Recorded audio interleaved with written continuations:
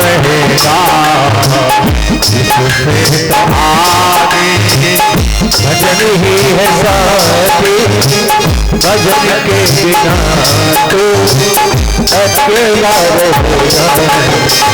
अरे मतिए मेला रहेगा कायम न जलेगा झमेला रहेगा। अरे मतिए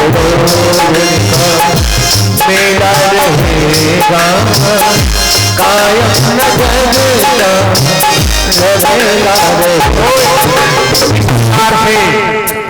कुछ नहीं जाएगा, बस तुम्हारे साथ धर्म ही जाएगा। राम नाम का जो धन है वही जाएगा। मैं बार बार यही कहता हूं कि भगवान के नाम को आप कैसे भी लोगे कि भाव कुभाव अनख आलस हो, नाम जपति मंगल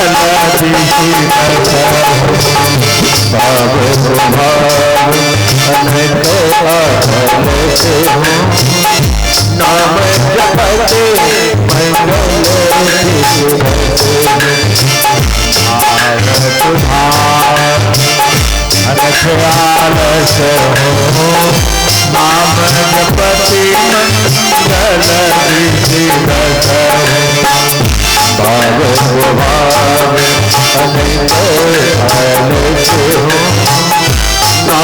जपति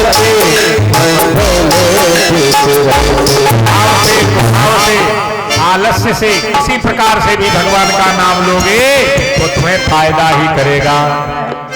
अब क्यों करेगा फायदा? फायदा इसलिए करेगा कि आग चाहे शमशान की हो, चाहे चूल्हे की हो, चाहे यज्ञ की हो, कहीं की भी हो, बराबर जलाती है। तो भगवान का नाम भी उसी प्रकार से अपना काम करता है। अब जब पता लगा तो ढूंढे जाने लगे। नारद जी पहुंचे। नारद जी ने समाचार बताया कि वो बाणासुर के कैद खाने में बंद हैं। उषा ने चित्ररेखा के द्वारा उनका हरण कराया है। यानी लड़कियों का हरण होता था और भगवान के पोते का हरण हो गया। आदमी का तो हुआ ही, भगवान का पोता भी था। इतना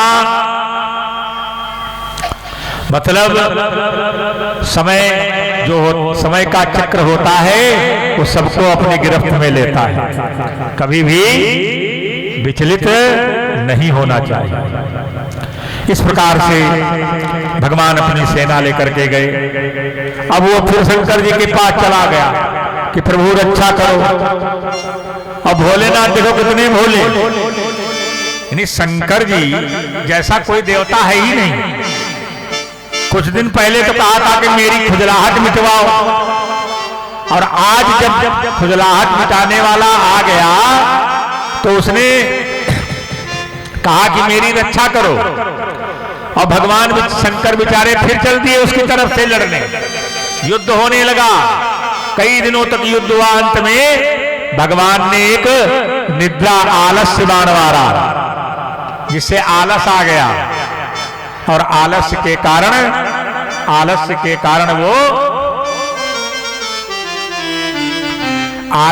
कारण भगवान शंकर सोने चले गए। और बाणासुर से कहा कि भैया तुम ये सब संभालो, हम नहीं जानते। जो भगवान का नंबर आया,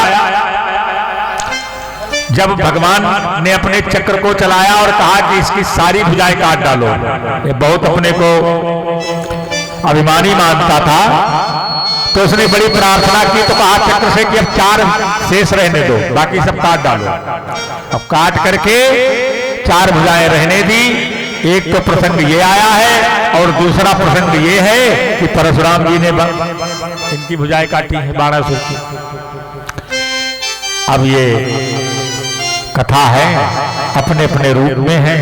हो सकता 2 बाणासुर हुए हों या एक ही हुआ हो, ऐसा कोई मिलान नहीं मिलता है, लेकिन कथा है और सत्य घटना है। परशुराम जी वाली भी है और ये भी सत्य। इस प्रकार से उषा और अनिरुद्ध का विवाह हुआ। अब ये जो कथा हो रही है ये एक समिति है, यहाँ के जो भी लोग हों, तो उसमें श्री राम जी मिश्रा जी भी हैं, और हम तो सबके नाम नहीं जानते हैं, तो हम ये कहेंगे कि वो 5 मिनट के लिए राम जी मिश्रा जी आवें और सबका धन्यवाद ज्ञापित करें। उसके बाद में फिर सुदामा चरित्र की कथा सुनाई जाएगी। माइक दे दो।